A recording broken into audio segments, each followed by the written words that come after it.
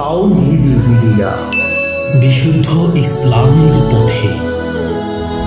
কাজে আল্লাহর উপর পূর্ণ তাওয়াক্কুল করতে চাই, কিন্তু মানুষের চিন্তা চলে আসে, যেমন মানুষ কি মনে করবে না করবে ইত্যাদি।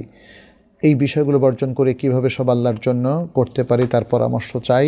ছোট সময় আমরা পড়েছিলাম,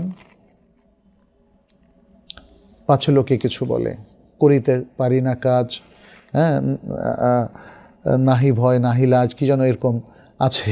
যাই হোক, আমার পুরো মনে নাই। তো মানে পাছে লোকে কিছু বলে, এই জন্য আমি করতে পারি না, এই জন্য আমি সালাত পড়তে লজ্জা লাগে, টাকনুর উপরে প্যান্ট পরতে লজ্জা লাগে, দাড়ি রাখতে লজ্জা লাগে, টুপি পরতে লজ্জা লাগে, কোরআন পড়তে লজ্জা লাগে।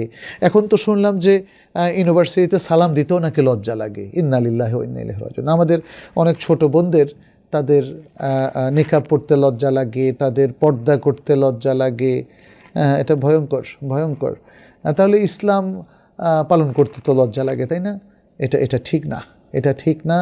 এই লজ্জা থেকে আমাদেরকে বের হয়ে আসতে হবে এবং আমরা যেন আল্লাহর দিকে চলে আসি, আল্লাহর পথে চলে আসি, তওবা করে চলে আসি।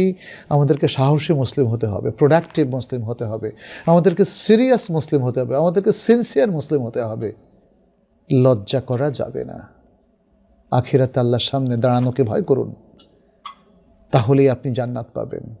আর যদি লজ্জা করেন এবং আপনি আল্লাহকে অগ্রাহ্য করেন, আল্লাহর নির্দেশ, রাসূল সাল্লাল্লাহু আলাইহি ওয়াসাল্লামের সুন্নাহকে আপনি অমান্য করেন, তাহলে নিশ্চিত আপনার জন্য ভরাডুবি। আল্লাহ যেন আমাদেরকে সে ভরাডুবি থেকে রক্ষা করেন, জাহান্নাম থেকে রক্ষা করেন এবং জান্নাতের আহাল হওয়ার তৌফিক দান করেন।